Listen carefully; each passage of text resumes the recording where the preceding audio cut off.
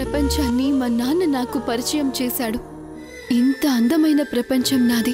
నా ప్రపంచమే నన్ను నిర్దాక్షిణ్యంగా సమాజంలో దోషిగా నిలబెట్టింది.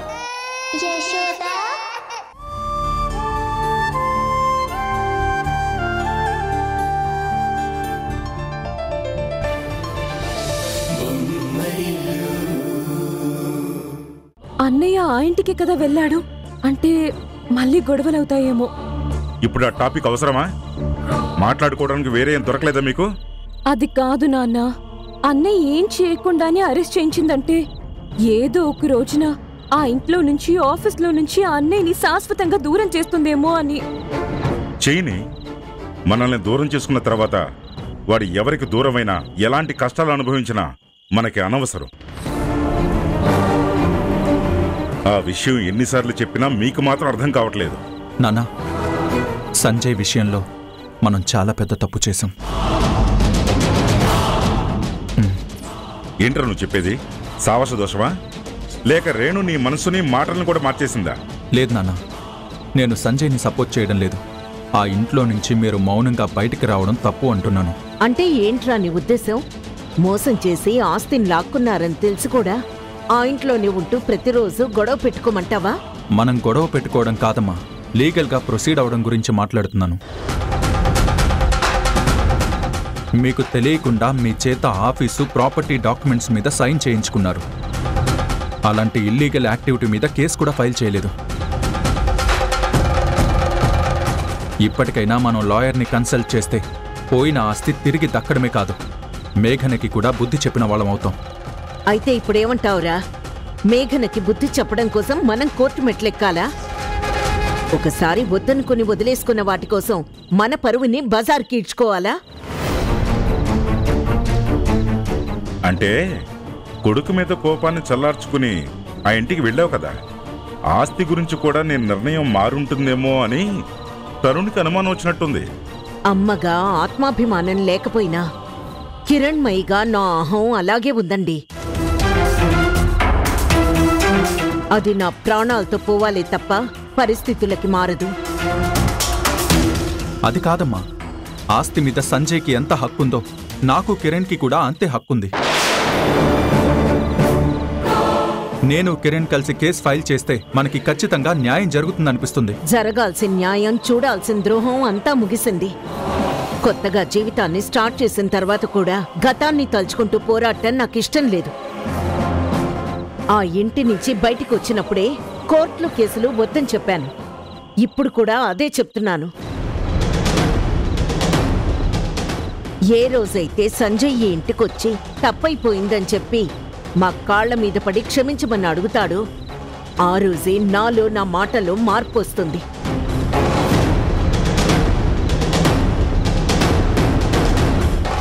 అప్పటి వరకు ఎవ్వరూ ఈ విషయం గురించి మాట్లాడకండి.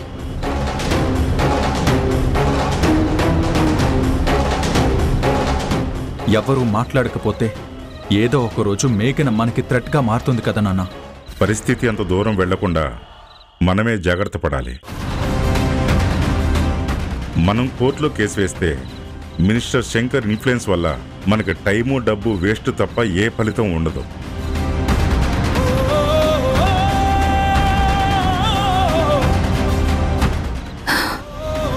అన్నయ్య, ఎవరు ఒప్పుకున్నా ఒప్పుకోకపోయినా పెద్దన్నయ్యలో మార్పు వచ్చింది మాత్రం నిజం.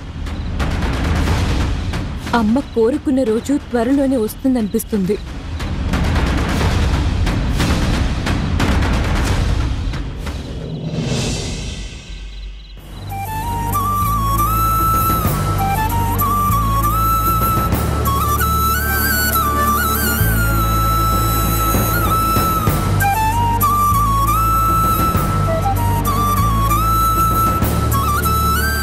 డాక్యుమెంటేషన్ అంతా ప్రాపర్గా ఉందని, మనమేం చేయలేమని అప్పుడే లాయర్ గారే చెప్పారు కదా. మళ్ళీ కేసు గురించి మాట్లాడడం ఎందుకు? ఈరోజు ఒక కేసు విషయమై తెలిసిన లాయర్తో మాట్లాడుతున్నప్పుడు మేఘన చేసింది చెప్పాను. అప్పుడే ఆయన ఈ సలహా ఇచ్చారు. నేను కిరణ్ కేసు ఫైల్ చేస్తే సంజయ్ కూడా మాకు సపోర్ట్గా ఉంటే ఆస్తి మొత్తం వెనక్కి వస్తుంది. మేఘన గర్వం, పొగరు అన్నీ కంట్రోల్ అవుతాయి. కంట్రోల్ చేయాల్సింది మేఘన అక్క ఒక్కదాన్నే కాదు, కానీ ఒక మాట అడుగుతాను, నిజం చెప్పు. ఏంటది? నీకు ఈ ఐడియా ఇచ్చింది ఉషానే కదా? ఏం చెప్పినా వింటావు కదా అని పెద్ద బావగారిని సేవ్ చేసిన తర్వాత ఉచిత సలహా ఇచ్చిందా? సెన్స్ ఉందా నీకు? ప్రతి విషయంలో ఉషాని ఎందుకు లాగుతున్నావు? నేను లాగడం ఏంటి? ఈ ఇంటికి సంబంధించిన ఏ విషయమైనా తనకి సంబంధం లేకపోయినా మధ్యలోకి దూరడం మీ మద్దలకి అలవాటే కదా. ఆ అనుమానంతోనే అడిగాను. ముందు ఈ అనుమానం తగ్గించుకో, అప్పుడు నువ్వు బాగుపడతావు. నీ మైండ్ కూడా క్లీన్ అవుతుంది. నేను క్లీన్ అవ్వాలంటే ముందు మీరు మీ మరదలు సీక్రెట్స్ ఏం దాచుకోకుండా నాతో క్లారిటీగా చెప్పాలి.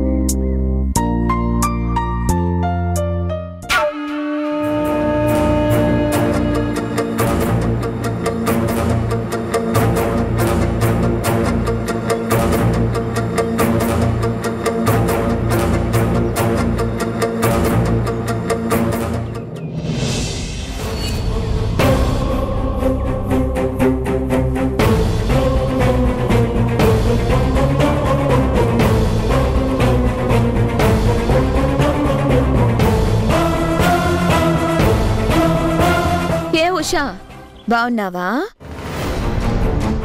నాకే మేఘనక్క,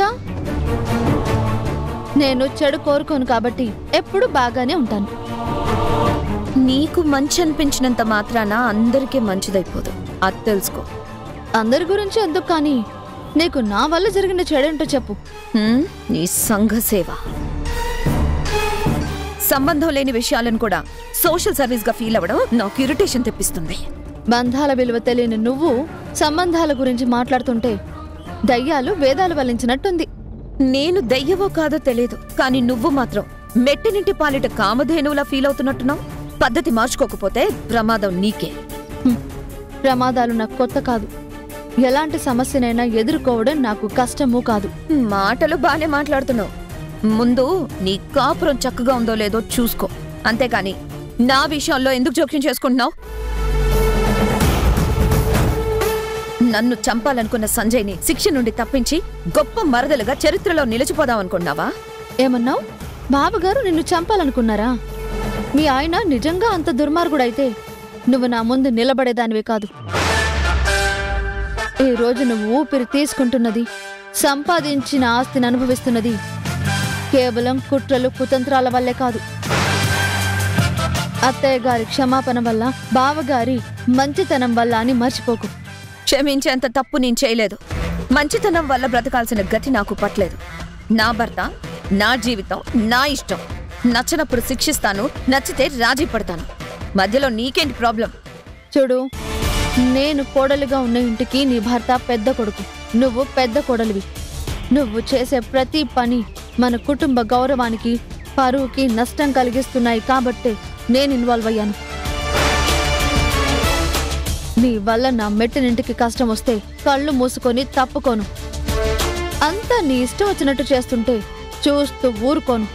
ఉషా, మాట్లాడతాను, నేను ఇలాగే మాట్లాడతాను. నేను కూడా సైలెంట్గా ఉంటే నువ్వు చేసే తప్పులు కూడా గొప్పగా ఉంటాయి. నీ భర్త ఆవేశంలో చేసిన పనికి శిక్ష వేయించావు. చేసిన పాపానికి పశ్చాత్తాపం కూడా లేకుండా నేనేదో నేరం చేసినట్టు నా మీద కోపం చూపిస్తున్నావు. కోపం మాటల వరకు ఆగిందని సంతోషించు, లేదంటే ఈ పాటికి నీ గతేమయ్యాదో ఆలోచించు. ఏంటి బెదిరిస్తున్నావా? నీ బెదిరింపులకు భయపడి పారిపోతాననుకున్నావా? నీకు అంత సీన్ లేదు. ఉషా, ఆరవకు. నీకు నిజంగా అంత కోపం, పౌరుషం ఉంటే నీతిగా నిజాయితీగా బ్రతికి చూపించు. నిన్ను నమ్మి కన్న వాళ్ళని కూడా దూరం చేసుకున్న నీ భర్తతో సంతోషంగా ఉండు. మోసం చేసి తెచ్చుకున్న కోట్ల ఆస్తి, ద్రోహం చేసి పేరు మార్చిన కంపెనీ, ఇవి చాలవా నీ ఆస్తికి? ఇంకా ఎందుకు పగలు ప్రతీకారాలను ఎగిరిపడుతున్నావు? నీ బుద్ధి వల్ల నీలో ఉన్న మంచితనం, మానవత్వం పూర్తిగా దూరమయ్యాయి. ఇదే కంటిన్యూ చేస్తూ పోతే ఏదో ఒక రోజు నీ భర్తని కూడా దూరం చేసుకుని ఎవరూ లేని అనాథగా మిగిలిపోతావు.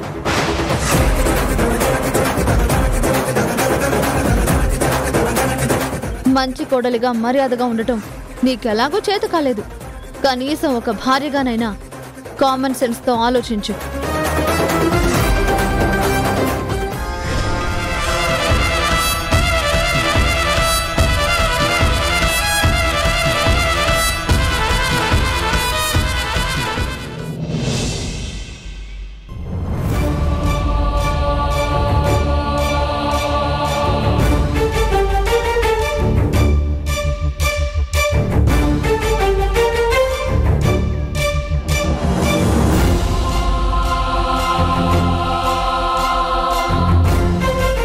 పరిస్థితుల ప్రభావమో లేక నీ పంతం నీరు కారిపోయిందో తెలియదు, కానీ ఇదివరకు ఉన్నంత పట్టుదలగా కనిపించటం లేదు.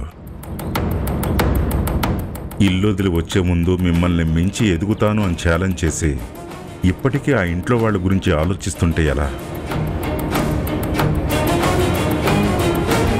నువ్వు నీ చిన్న కోడలు శత్రువుకి కూడా సాయం చేస్తూనే ఉంటారు. మేఘన మాత్రం మన నాశనం కోరుతూనే ఉంటుంది. లేదండి, ఇక వాళ్ళ గురించి పట్టించుకోను. మన బిజినెస్ మీద కాన్సన్ట్రేట్ చేస్తాను. మేఘన మన వ్యవహారాల్లో తలదూర్చకుండా నేను చూసుకుంటాను. నువ్వు ఒక విషయం గమనించావా? మన పర్సనల్ విషయాల దగ్గర నుంచి బిజినెస్ వ్యవహారాల వరకు అన్నీ మేఘనకు తెలుస్తున్నాయి. ఎవరో కావాలని ఇక్కడ సమాచారం అక్కడికి మోస్తున్నారనిపిస్తుంది.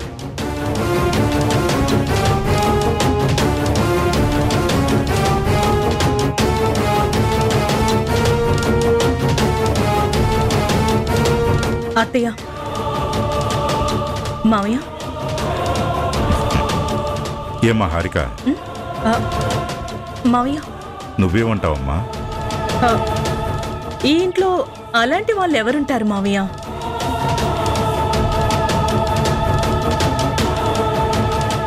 హారిక చెప్పింది కరెక్టేనండి. ఈ రోజుల్లో సీక్రెట్లు దాయడం, కాన్ఫిడెన్షియల్ విషయాలు బయటికెళ్లకుండా ఆపడం ఆల్మోస్ట్ అసాధ్యం.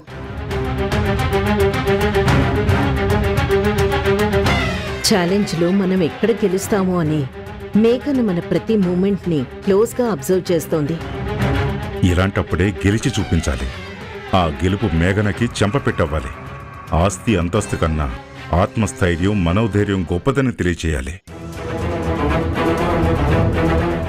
ఆస్తి కోసం లీగల్గా ఫైట్ చేయటం నీకు ఇష్టం లేదన్నావు కాబట్టి స్వయం కృషితో ఎదగటమే మనకున్న ఏకైక దారి. నేను ఆలోచించేది, ఆచరించబోయేది కూడా అదే. ఇంతకు ముందు ఉషా కొంతమంది బిల్డర్స్ గురించి డీటెయిల్స్ ఇచ్చింది. వాళ్ళకి కాల్ చేసి మాట్లాడతాను. మాట్లాడే ముందు వాళ్లల్లో ఎవరైనా మేఘన మనుషులు ఉన్నారేమో చెక్ చేసుకోవటం మంచిది. లేదంటే లాస్ట్ టైం జరిగినట్టుగానే జరుగుతుంది. ఒకసారి దెబ్బతిన్న తర్వాత ఎదురు దెబ్బ తీస్తానే తప్ప మళ్ళీ ఎందుకు రిపీట్ అవనిస్తానండి? నడమంత్రపు సిరికి, కష్టపడి సంపాదించిన ఆస్తికి తేడా తెలిసేలా గుణపాఠం చెప్తాను. గుడ్.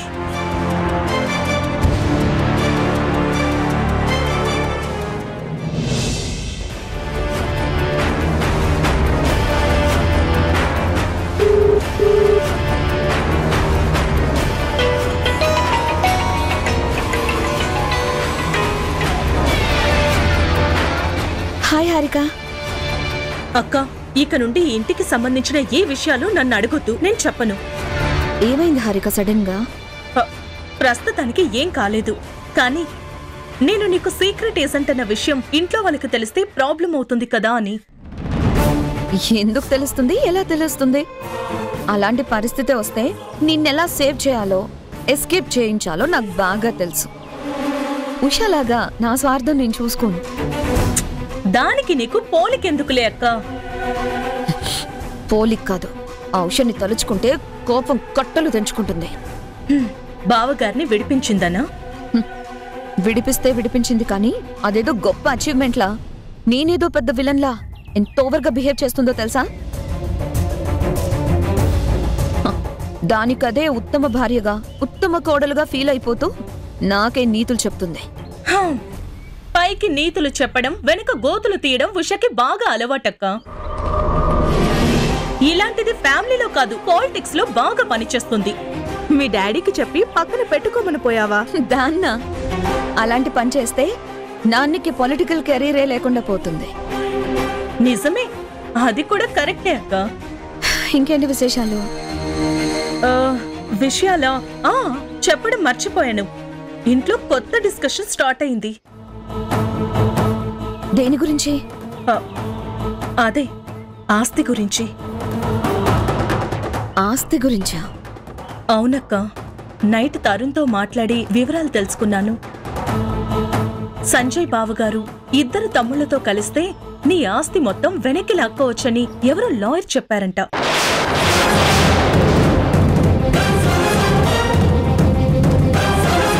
అంటే ఆస్తి మీద ఇంకా ఆశ చావలేదా? తప్పక్క, అలా మాట్లాడకు. ఎంతైనా అత్తయ్య మామయ్య కష్టపడి సంపాదించింది కదా, ఆ మాత్రం కన్సర్న్ ఉంటుంది. అంటే ఇదంతా అత్తయ్య ప్లానా? అత్తయ్యకి అసలు ఇంట్రెస్టే లేదక్క. తరుణ్ ఈ డిస్కషన్ తీసుకొస్తేనే చాలా సీరియస్ గా రియాక్ట్ అయ్యారు. నాకు తెలిసి ఈ ఆలోచన వెనుక ఉష ఉందేమోనని డౌట్ గా ఉంది.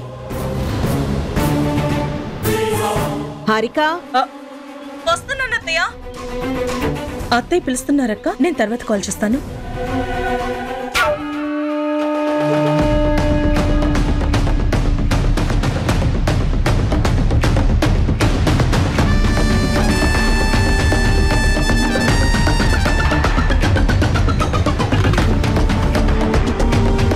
ఏమైంది మ్యాగీ? దేని గురించి అంత సీరియస్గా ఆలోచిస్తున్నావు? చెప్తాను గాని ముందు ఒక విషయం క్లారిటీగా చెప్పు. ఏంటి? మా ఆయన వాళ్ళ అన్నదమ్ములతో కలిసి నా మీద కేసు వేస్తే ఆస్తి మొత్తం నాకు దూరం అయిపోతుందా? ఎస్. ఏంటి, నిజమా? అవును. ప్రస్తుతం ఆస్తి మొత్తం సంజయ్ పేరు మీద నీ పేరు మీద సమానంగా ఉంది. తల్లిదండ్రుల ఆస్తి మీద పిల్లలకి హక్కు ఉంటుంది కానీ కోడళ్ళకి కాదు. హక్కుదే ఉంది, మొత్తం మా పేరు మీదే ఉంది కదా. ఆస్తి ట్రాన్స్ఫర్ అప్పుడు కూడా ఏ ప్రాబ్లం ఉండదని చెప్పావు కదా. నా వైపు నుండి లీగల్గా ఏ ప్రాబ్లం ఉండదని చెప్పాను. మీ ఆయన మంచోడ్లా మారిపోతాడని నేనేమన్నా కలగనన్నా? ఇలాంటి లూప్ హోల్స్ ఉంటాయని ముందే చెప్తే నేను మా ఆయన్ని ఇంకా కేర్ఫుల్ గా హ్యాండిల్ చేసేదాన్ని. ఏ గొడవలు లేకుండా ఎప్పటిలాగే మాయ చేసేదాన్ని. ప్రతిసారి మాయలు పనిచేయవు మ్యాగీ. నాలాంటి వాడిని వాడుకోవాలి, నీ మొగుడు లాంటి వాడితో ఆడుకోవాలి. అదే simple secret of the success. నా సక్సెస్ కి సలహాలు ఇవ్వడం ఆపి ఈ ప్రాబ్లం నుండి ఎలా బయటపడాలో సొల్యూషన్ చెప్పు. మీ ఆయన్ని కంట్రోల్ చేయడం తప్ప వేరే దారి లేదు. లేదంటే ఆస్తిని వదులుకోవడానికైనా సిద్ధపడు. అది కాకపోతే కోర్టుల చుట్టూ లాయర్ల చుట్టూ వాయిదాల కోసం తిరగడానికి ప్రిపేర్ అవ్వు.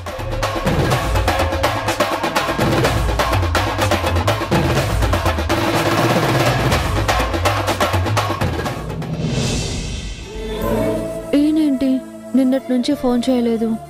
పనిలో పడితే పెళ్ళాం కూడా గుర్తుకు రావడం లేదా? లేక నన్ను మర్చిపోవాలని పల్లవి బిజీగా ఉంచుతుందా? నేనే ఫోన్ చేస్తే?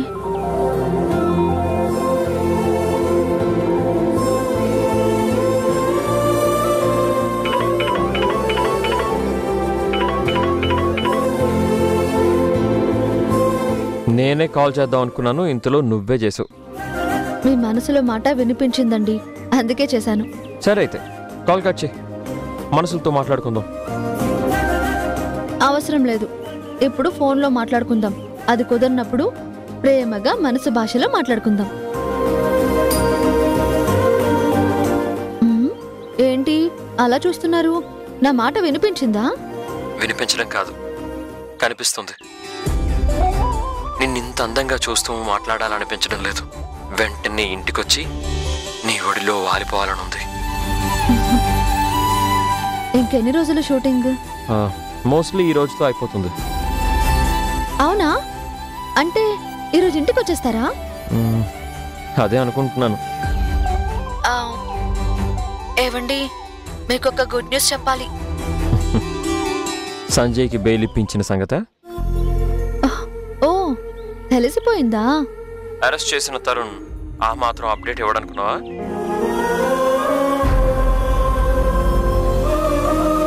సారీ ఉషా. ఎందుకండి? నీ మంచితనం గురించి, నువ్వు మన కుటుంబ సభ్యుల మీద చూపించే ప్రేమ గురించి తెలిసి కూడా సంజయ్కి సహాయం చేయొద్దని చెప్పినందుకు. మీ మాట కాదని బెయిలిప్పించినందుకు కోపడతారనుకున్నాను. కొంచెం కోపం వచ్చింది, కానీ ఇదంతా కోడలిగా నీ బాధ్యతలో భాగమే అని ఆలోచిస్తే గొప్పగా అనిపించింది. నా బంగారం మీరు. ఒక్కోసారి నన్నుగా ఎంత బాగా అర్థం చేసుకుంటారో. ఒక్కోసారి ఏంటి, ప్రతిసారి అర్థం చేసుకుంటాను. కాకపోతే అప్పుడప్పుడు వచ్చే కోపం మన మధ్యలో అడ్డు తెరలా మారుతుంది. ఈ మధ్య నా కోపాన్ని కూడా కంట్రోల్ చేసుకుంటున్నాను కదా. లవ్ యూ శ్రీవారు. ఏంటి నువ్వే? ఏ చెప్పకూడదా? ధారాళంగా చెప్పొచ్చు. ఈ మాటకి నీ ప్రేమకి అడ్డు అదుపే లేదు. మనుషుల మధ్య దూరం పెరిగితే మనసులో ప్రేమ రెట్టింపు అవుతుందని మీరు షూటింగ్కి వెళ్ళినప్పటి నుంచి తెలుస్తుంది. అయితే ఇలానే దూరంగా ఉండిపోమంటావా? అప్పుడు ఇంకా ప్రేమ పెరిగిపోతుందేమో. ఈ దూరం తాత్కాలికమని తెలుసు కాబట్టే ప్రేమ పెరిగింది. అదే శాశ్వతమైతే నా ప్రాణం దూరం అయిపోతుంది. సరదాగా అన్నాను, దానికే ఇంత ఎమోషనల్ అవ్వాలా? సరదా అయినా సరే ఇంకెప్పుడు ఇలా మాట్లాడొద్దు. మీ విషయంలో నేనెంత సెన్సిటివ్గా ఉంటానో తెలీదా? అన్నీ ఇలానే ఆలోచించకుండా మాట్లాడతారు. నేనెంత హర్ట్ అయ్యానో తెలుసా?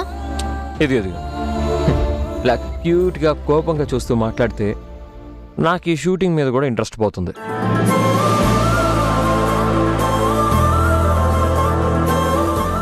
వద్దు, లాస్ట్ రోజు అంటున్నారు కదా, అది ఫినిష్ చేసుకుని రండి. లేదంటే పల్లవి నా మీద పడి ఏడుస్తుంది.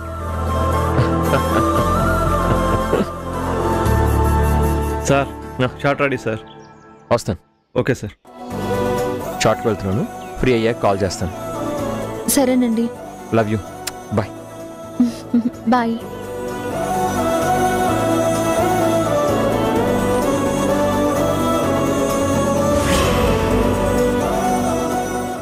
మత్తెక్కాలంటే మందే తాగిన అవసరం లేదు. స్లో పాయిజన్ లా పనిచేసే ఈ కెమికల్ మెల్లగా మత్తునిస్తుంది. ఇది కిరణ్ తాగే కూల్ డ్రింక్ లో కలపండి.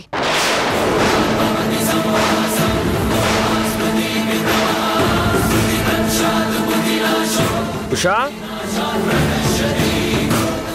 ఏమండి?